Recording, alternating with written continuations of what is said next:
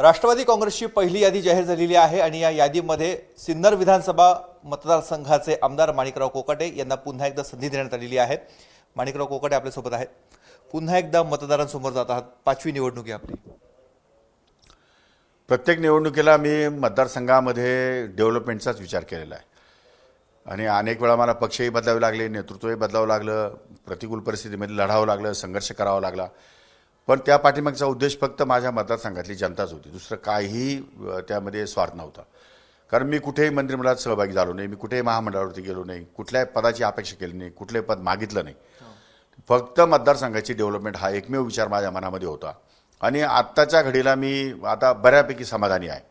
म्हणजे अजून पूर्ण समाधानी नाही मी, पण बऱ्यापैकी समाधानी आहे की बरेचसे प्रश्न माझे सिन्नर तालुक्यातले मार्गी लागलेले आहेत आणि आता शेवटी सरता सरता नदी जोड प्रकल्प जो आहे तो कॅबिनेट याच्यामध्ये तो मंजूर झालेला आहे।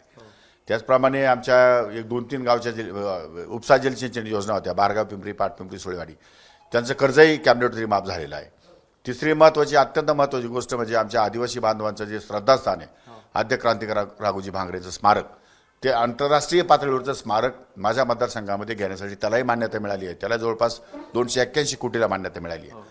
त्यामुळे हे महत्त्वाचे इश्यू होते, ते महत्त्वाचे इश्यू माझे मार्गी लागले। पण हे जोपर्यंत प्रत्यक्षात कार्यान्वित होत नाही तोपर्यंत त्या ठिकाणी पाठपुरावा करणं, DPR करणं, टेंडर काढणं, क्वालिटी चेक करणं आणि लोकांना सुविधा निर्माण करणं, इतर अनेक गोष्टीमध्ये, कारण उद्योग आहेत, त्यानंतर पाणी आहे, वीज आहे, बेरोजगारी आहे, शेती आहे, त्यासाठी वेगळं टर्मिनल कसं उभं करता येईल किंवा धार्मिक किंवा इमोशनल काही पार्ट आहे। समजा छत्रपती शिवाजी महाराजांच्या शिवसृष्टीविषयी लोकांच्या मनामध्ये भावना आहेत, त्याचप्रमाणे संभाजीराजेंच्या संदर्भात काही लोकांना स्मारक हवं आहे, त्याचप्रमाणे विठ्ठलाची एक मोठी विठ्ठल सृष्टी या ठिकाणी मला सिन्नरला उभी करायची आहे।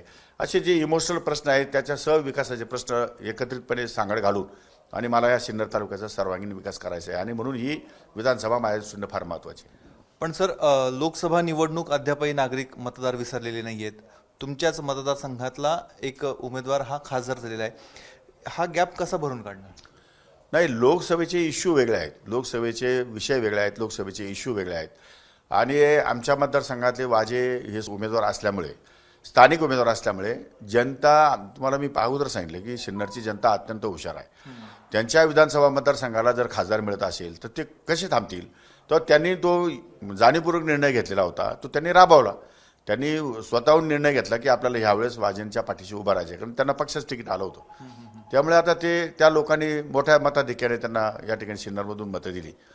त्या धर्तीवरती आता निर्णय घेतील उद्या विधानसभेमध्ये। त्यांना विकास पाहिजे, दोन्ही बाजूला दोन, एक महाविकास आघाडीमध्ये एक युतीमध्ये सापडला तर सिन्नरचा डेव्हलपमेंट थांबणार नाही असा विचार पण त्यांच्या मनामध्ये आहे। त्यामुळे त्या दृष्टिकोनातून आमच्या तालुक्यातली जनता हुशार आहे, ती त्यांचा निर्णय व्यवस्थित घेतील। तुमचं कॅम्पेनिंग आता भावी मंत्री म्हणून केलं जातं, याचा कितपत फायदा होईल? नाही, तो आता कसं आहे की सरकार येण्यावर, त्याच्यानंतर नेत्यांच्या परिस्थितीवर, त्या सगळ्या याच्यावर अवलंबून असतात। मंत्री खरं मी पहिल्या टर्मला जरी मंत्रिपद दिलं असतं तरी मी तेवढी कॅपॅसिटी माझी होती आणि आजही कॅपॅसिटी आहे, कालही होती, उद्याही राहणार आहे, तो काय भाग नाही आहे।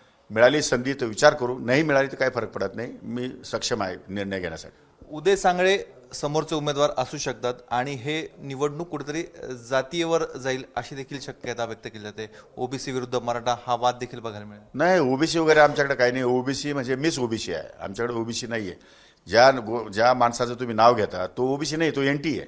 त्यामुळे NT आणि ओबीसी मध्ये फार मोठा फरक आहे। आता त्याच्यावरती मी जाहीर चॅनलवर भाष्य करणं बरोबर नाही, पण त्यांचा आणि ओबीसीचा कवडीचा संबंध नाही। ज्या ओबीसींना मी आतापर्यंत माझ्या मतदारसंघात सांभाळलेलं आहे त्यांनी एका ओबीसीला सांभाळलं, एक तरी नाव सांगावं, एक नाव जर सांगितलं त्यांनी आमच्या ओबीसीला मी सांभाळलंय, ते फक्त जात, पैसा आणि धंदा याच्या पलीकडे त्यांच्यासमोर दुसरं काही टार्गेट नाही। पैसा टाकणे, पैसा कमावणे, पैसा देणे, पैसा घेणे याच्या पलीकडे त्यांचा राजकीय जीवनाशी काही संबंध नाही। आणि पाठीमागे 2.5 वर्षात जिल्हा परिषदेचा कार्यकाळ लोकांच्या लक्षात आहे, काय काय धंदे केले ते धंदे चव्हाट्यावर आणून एकदा वेळ आल्यावर, थांबा तोपर्यंत अजून सगळ्या जिल्ह्याला माहिती आहे काय काय झालंय ते, आणि ते माझ्याकडे पण सगळी यादी आहे। त्यामुळे कोणाला किती न्याय दिला, कोणत्या ओबीसीला न्याय दिला आणि कोणत्या वंचित घटकाला न्याय दिला, तो बाहेर निघेल ना, तो समजेल लोकांना। काय आव्हानं वाटतात ह्या निवडणुकीत? काय आव्हान नाही, नॉट ॲट ऑल, कुठलंही आव्हान नाही। लोकांना सगळं माहिती आहे, लोकांना सगळं ज्ञात आहे, लोक निर्णय घेतील बरोबर।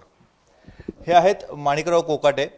अद्याप उमेदवारी अर्ज भरलेला नाही, मात्र त्यांचा आत्मविश्वास दुणावलेला आहे. कुठलंही आव्हान मतदारसंघामध्ये त्यांच्यासमोर नसल्याचं त्यांचं मत आहे. त्यामुळे येत्या दिवसामध्ये कळणार आहे कोणाची प्रचार यंत्रणा कशी राबवली जाते आणि सिन्नरचा खरा आमदार कोण ठरतो. कॅमेरामन मयूर बारगेसह मुकुल कुलकर्णी, एबीपी माझा, नाशिक. एबीपी माझा, उघडा डोळे बघा नीट.